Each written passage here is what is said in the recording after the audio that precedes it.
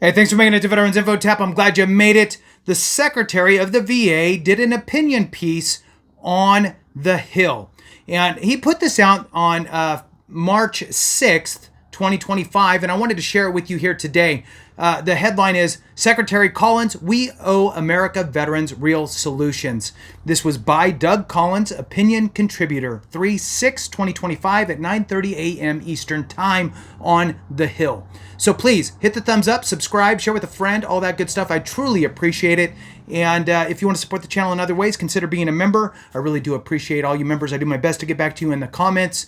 And with that, let's jump into it here. The two asks, hit the thumbs up, let the video run. That shares the information.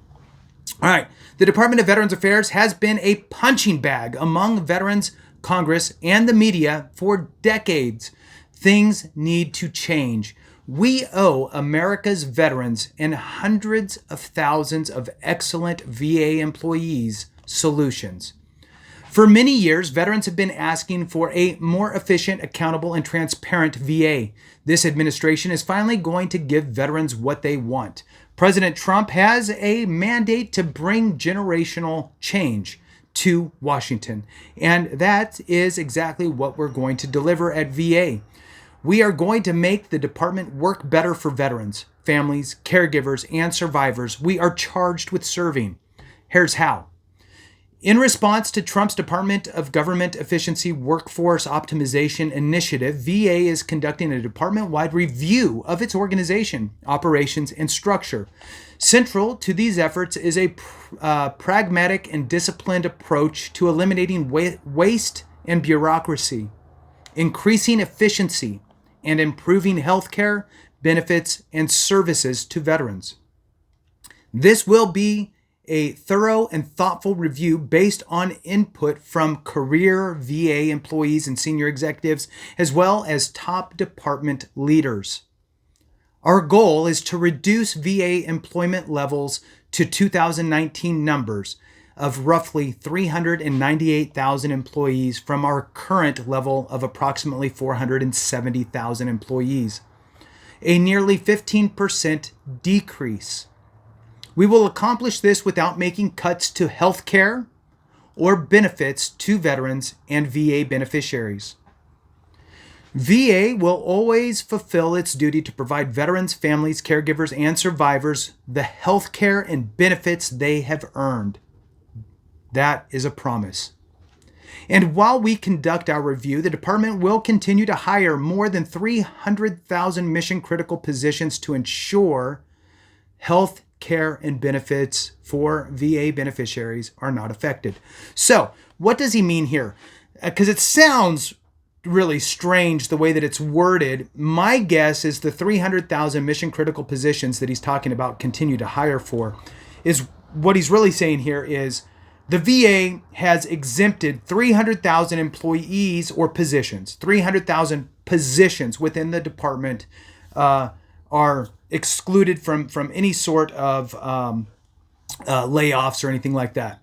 If somebody leaves that position, they can then hire and refill that position. So there's 300,000 that are safe. All right, moving on.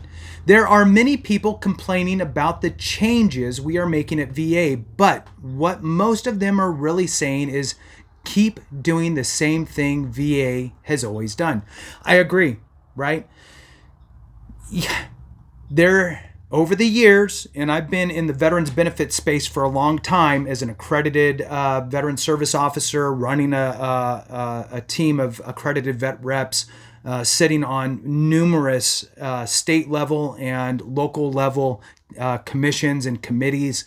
I have seen for years people complaining, including myself, about the VA and how they could do something better. So it's a funny situation because you want change, but you don't want change because it's uncomfortable and scary. And I get it. Look, 80,000 is a huge number to reduce your employee headcount, and to think you can do that without having some sort of collateral, we'll call it damage, is almost unthinkable. And so I'm curious to see how this all plays out.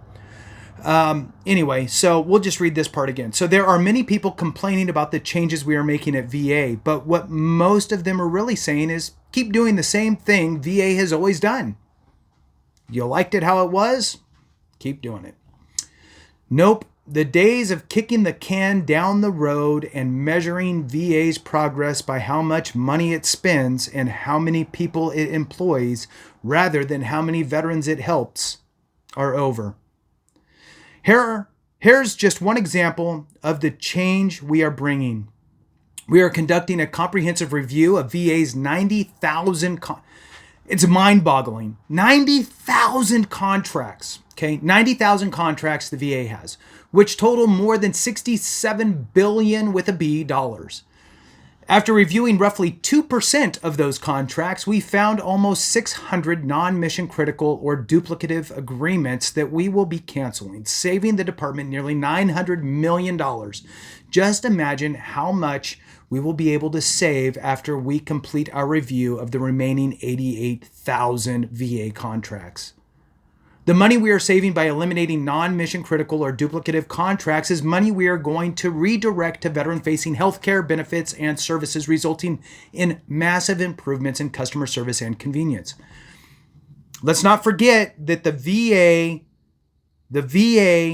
in the Biden administration, right? So 5-6 months ago said we are short $6.6 billion for VHA, Veterans Healthcare. We're short. That money has not been allocated, so we're still short. They need to scrape it together somewhere, and I don't think it's coming from Congress. So if you don't want changes, right, to your $6.6 billion shortfall Veterans Healthcare, we need to patch that up somehow. All right, moving on. All right. Improving services to veterans is exactly why VA exists. That is what everyone, Congress, the media, and VA employees should be focused on. There has been a lot of new coverage regarding recent layoffs at VA. We regret when anyone loses their job, and it's extraordinarily difficult for the department leaders to make those types of decisions. But the federal government does not exist to employ people. It exists to serve people. At VA, we are focused on serving veterans better than ever before, and doing so requires changing and improving the organization. VA was never perfect, and it will never be perfect, but we can and will make it better. When we find problems, we will fix them, and we will communicate what we are doing to the public, but we will be making major changes, so get used to it. Right now, VA's biggest problem is its bureaucracy and inefficiencies are getting in the way of customer convenience and service to veterans. As I said before, we owe America's veterans and the hundreds of thousands of amazing VA employees solutions. And mark my words, that is what we will deliver. Doug Collins is the 12th Secretary of the Department of Veterans Affairs. If you are a veteran who needs VA assistance, you can contact the VA at 800-698-2411. All right, with that concludes it. I wanted to share that opinion piece with you. Love to get your thoughts on it. Throw them in the comments. Thanks so much for watching. I appreciate you so very much. Have a great one. And remember, if we don't take care of each other, something went wrong.